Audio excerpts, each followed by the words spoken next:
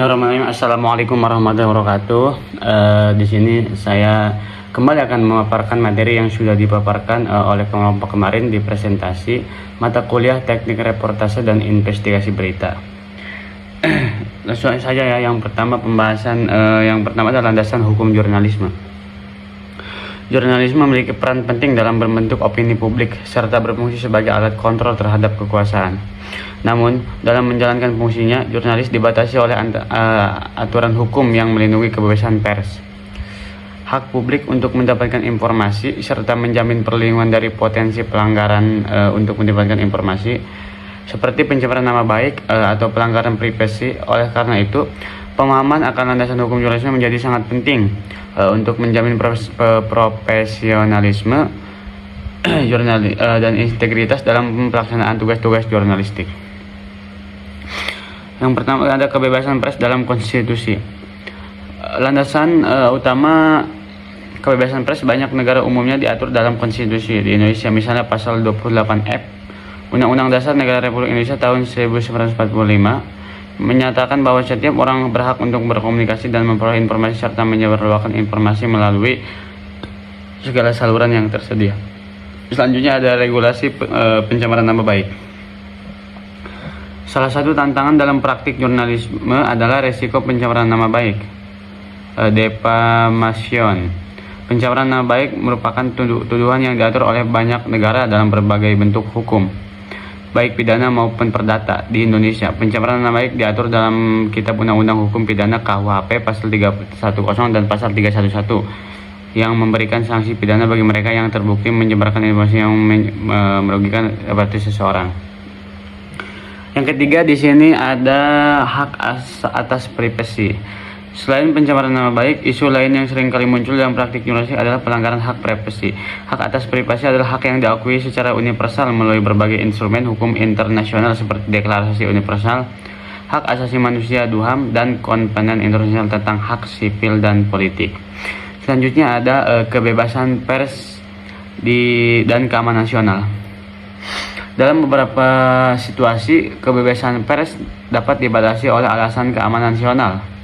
Undang-undang terkait keamanan nasional sering digunakan oleh negara-negara untuk membatasi publikasi informasi yang dianggap membahayakan stabilitas negara. Di Indonesia, Undang-Undang Nomor 5 Tahun 2018 tentang terorisme mengatur bahwa media dilarang menyebarluaskan informasi yang mendukung kegiatan terorisme. Selanjutnya ada kode etik jurnalisme. Selain antara hukum, jurnalis juga terikat oleh kode etik yang dirancang untuk menjaga integritas dan profesionalitas dalam peliputan berita. Kode etik jurnalistik Indonesia misalnya mendapatkan bahwa jurnalis harus menghormati hak privasi, tidak menyebar berita bohong, dan tidak melakukan plagiarisme. Selanjutnya ada etika jurnalisme dan data etika karena dasar jurnalisme investigasi.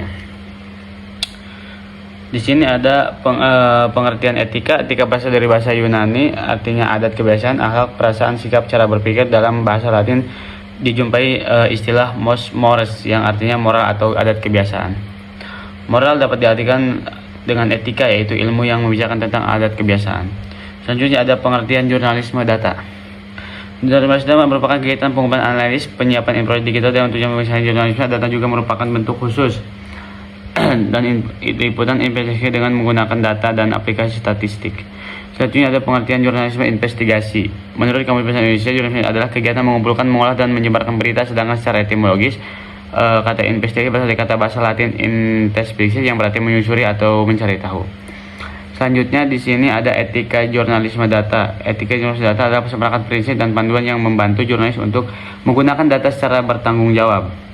Selanjutnya prinsip etika jurnalisme data yang pertama ada aktuabilitas data, transparansi proses dan metode, kasus dan contoh pelanggaran etika jurnalisme, manipulasi data, visualis, penyalahgunaan data pribadi. Selanjutnya di sini ada perbedaan ketertiban publik. Yang pertama ada jurnalisme investigasi seringkali melibatkan publik dalam bentuk kampanye atau inisiatif yang bertujuan untuk mengingatkan kesadaran atau suatu isu. Jurnalis investigasi berusaha membangun dialog atau pembahasan dan narasumber. Selanjutnya ada perbedaan keterlibatan publik. Jurnalisme investigasi seringkali melibatkan politik dalam bentuk kampanye atau inisiatif. Selanjutnya ada jurnalisme data. menarik perhatian publik melalui penyajian data yang menonjol dan visual yang menarik yang dapat memicu diskusi lebih lanjut tentang isu-isu yang ada. Ketertiban publik seringkali bersifat pasif dengan fokus pada penyajian informasi. Mungkin hanya itu yang bisa saya sampaikan. Wassalamualaikum warahmatullahi wabarakatuh.